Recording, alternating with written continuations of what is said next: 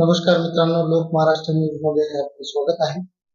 आज एका महत्त्वाच्या विषयावर आपल्याकडे संतोष गुतेकर, उपजिल्हा प्रमुख युवा सेना आणि ओमराजे गायकवाड, शिवसेना चिखली तालुका प्रमुख हे आपल्यासोबत आज आलेले आहेत. यांनी नुकतंच काल जिल्हा पुरवठा अधिकारी जिल्हाधिकारी कार्यालय बुलढाणा यांना हे निवेदन दिलेलं आहे की चिखली शहरातल्या नव्हे तर चिखली तालुका झाला बुलढाणा जिल्हा यामध्ये अनेक ठिकाणी उत्कृष्ट दर्जाचे राशन वाटप सुरू आहे आणि कीड लागलेलं धान्य हे सामान्य जनतेला त्या ठिकाणी देणं सुरू आहे, अशी यांची तक्रार जिल्हाधिकारी कार्यालयाला काल नुकतेच पोहोचलेली आहे. आपल्यासोबत आहेत संतोष गुतेकर आणि ओमराजे गायकवाड.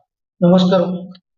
काय नेमकी भूमिका होती, कशी होती आणि कसं तुमच्या निदर्शनास आलं की काय राशन मध्ये मोडबंगाल सुरू आहे? या जवळपास वर्षभरापासून सातत्यानं आलटून पालटून जे राशन सर्वसामान्य लोकांपर्यंत येत आहे पुरवठा विभागाच्या माध्यमातून, त्या राशन मध्ये प्रचंड घोळ त्या ठिकाणी दिसतोय. प्रचंड निकृष्ट दर्जाचं धान्य वारंवार त्या ठिकाणी येतं. एक वेळेस चांगलं येतं, 2 वेळेस खराब येतं, कधी कधी 2 वेळेस चांगलं येतं, एक वेळेस त्या ठिकाणी खराब येतं आणि सातत्याने ही साखळी त्या ठिकाणी चालू आहे. आणि त्याची परिसीमा आता या नोव्हेंबर महिन्यामध्ये प्रशासनानं या पुरवठा विभागाने त्या ठिकाणी गाठली आणि लोकांना जे धान्य वाटप केलं गेलं त्यामध्ये ज्वारी आणि तांदूळ प्रामुख्याने. या ज्वारी आणि तांदूळ मध्ये दोन्ही आयटम एवढे निकृष्ट आहेत की ते जनावरांना सुद्धा खाण्यायोग्य नाही.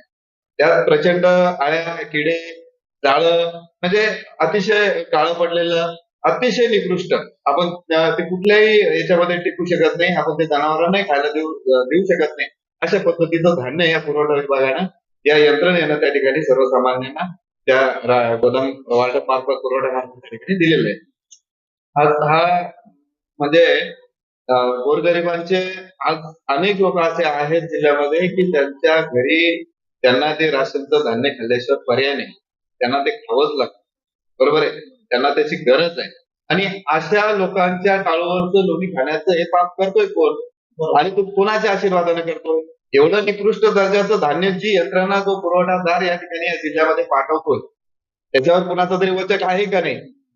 तो आयुक्त असेल, एखादा पुरवठा मंत्री असेल, किंबहुना या जिल्ह्यात धान्य आल्यानंतर इथले जिल्हाधिकारी असतील किंवा जिल्हा पुरवठा अधिकारी असतील, त्यांनी ते धान्य पाहलं का नाही?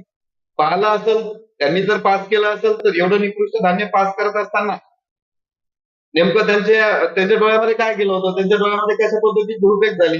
कुठेतरी यातून करोडो रुपयाचा भ्रष्टाचार होतोय, हे आता पूर्णपणे सिद्ध झालेलं आहे. आणि आर्थिक देवाणघेवाणीतूनच हे निकृष्ट दर्जाचं धान्य जिल्हा पुरवठा अधिकाऱ्यांनी या ठिकाणी स्वीकारलं आणि संबंध तालुक्याच्या माती त्या ठिकाणी मारलं आणि तालुक्याचे पुरवठाचे अधिकारी आहेत, तहसीलदार आहेत, त्यांनी सर्वसामान्यांच्या माती हे निकृष्ट दर्जाचं धान्य या ठिकाणी मारलेलं आहे आणि यातून प्रचंड असा घोळ त्या ठिकाणी झालेला आहे. अतिशय म्हणजे ज्या शब्दात आपण यांचं काय म्हणावं, यांना शब्द सुद्धा त्या ठिकाणी एवढी निर्लज्ज, लाज वाटायला पाहिजे लोकांना, निकृष्ट धान्य देतात. अशी परिस्थिती नेमकी किती दिवसापासून? अहो, हे सातत्यानं चालू आहे. जवळपास 12 महिन्यापासून हे सातत्यानं चालू आहे. आजही तुम्ही कुठल्या राशन दुकानदाराकडे त्या ठिकाणी गेले किंवा नेहमी धान्य आणणाऱ्या सर्वसामान्य कुटुंबाकडे जर गेले, तो तुम्हाला हेच सांगाल, कधी तांदूळ चांगले येतात, कधी गहू खराब येतात, कधी गहू चांगले येतात तर तांदूळ खराब येतात, कधी ज्वारी खराब येते. हे सातत्यानं त्या ठिकाणी चालू आहे. तर आता तुमची मांग काय आहे? आमचं स्पष्ट म्हणणं आहे की हा जो कोणी पुरवठादार आहे, ज्याच्याकडून ही यंत्रणा प्रशासन धान्य स्वीकारते, हा काय प्रशासनाचा, शासनाचा जवाई आहे का? म्हणून त्याचं धान्य तुम्ही आहे त्या स्वरूपात स्वीकारता? एवढं निकृष्ट दर्जाचं धान्य त्याच्याकडून घेता आणि या सर्वसामान्य लोकांना त्या ठिकाणी देता. हा कोण आहे? याच्या मागचा आकार कोण आहे? त्याला त्या ठिकाणी शोधलं पाहिजे. आणि हा प्रचंड भ्रष्टाचार हे लोकांच्या, गोरगरिबांच्या टाळूवरचं लोणी खाण्याचं हे जे पाप जो कोणी करतोय आणि हे प्रशासन त्याला का बरं त्या ठिकाणी झेलतंय, का त्याचं एवढं मोठं ते खराब धान्य स्वीकारतंय? या सगळ्याच्या पाठीमागची जी शृंखला आहे, चेन आहे, ही सगळी चेन त्या ठिकाणी बाहेर आली पाहिजे. आणि ते अधिकारी असेल, जिल्हा पुरवठा अधिकारी असेल, तालुका पुरवठा अधिकारी असेल, जिल्हाधिकारी असेल आणि जो धान्य त्या ठिकाणी पाठवतो तो पुरवठादार असेल, या सर्वांची जी ही शृंखला आहे चेन ही समोर आली पाहिजे, यांच्यावरती गुन्हे दाखल झाले पाहिजे. आणि पुन्हा अशा पद्धतीचं धान्य त्या ठिकाणी गोरगरिबांना देण्याची कुणाची मदत झाली नाही पाहिजे. अशा पद्धतीची कारवाई या ठिकाणी झाली पाहिजे. आणि ती जोपर्यंत होणार नाही तोपर्यंत आम्ही स्वस्थ बसणार नाही. आम्ही याचा निश्चित पाठपुरावा करत राहणार. त्याच्या मागे तो मंत्र्याचा जवळ असो की शासनाचा असो का प्रशासनाचा, त्याला त्याची जागा दाखवणार नाही दाखवणार. आपल्यासोबत ओमराजे गायकवाड पण आहे. काय तुमची भूमिका राहील? आपल्या गोरगरीब जनतेला ही दिशाभूल करून त्यांना हे धान्य वाटप करून याच्या मागचा मास्टर माइंड कोण, आणि जर आयुक्त हे धान्य पाठवत असेल आणि पुरवठा अधिकारी हे धान्य कसं स्वीकारतय आणि आयुक्त हे कसं पाठवतय, याच्या माग नेमका हात कुणाचा आहे, हा घोटाळा कोट्यावधीचा भ्रष्टाचार करताय तरी कोण, हे समोर आलं पाहिजे. आणि गोरगरीब जनतेच्या आरोग्याशी महत्वाची म्हणजे ही त्यांचा आहे. त्यांना जर एवढं निकृष्ट दर्जाचं हे धान्य तुम्ही पुरवताय, जर गोरगरीबाच्या घरच्यांचे घर तर यांच्यावर चालतात, पण जर हे कुणी खाल्लं आणि खाल्ल्यानंतर त्यांचे कुणाचा बळी गेला तर याला जबाबदार कोण असणार आहे? आणि अधिकाऱ्यांनी जेव्हा हे धान्य चेकिंग करून पाठवलं, या अधिकाऱ्याला माझा सवाल आहे, हे धान्य हे अधिकारी खाऊ शकतात का? आणि जर हे अधिकारी खाऊ शकत असतील तर हे धान्य जळून आम्ही त्यांच्या घरी पोहोच करतो. तर आता तुम्ही जे धान्य घेतलं, तर हे नेमकं तुम्ही स्वतः राशन मध्ये जाऊन घेतलं की पुण्या जे गावातील जे गरीब लोक आहेत त्यांच्या घरून आणलं?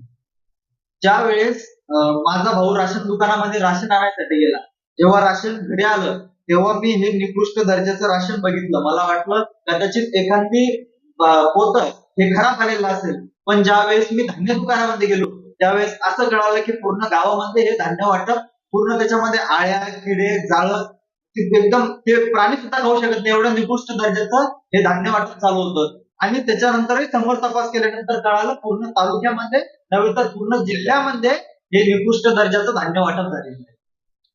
तर त्यावेळेस तुमची काही राशन दुकानदाराशी काही चर्चा झाली?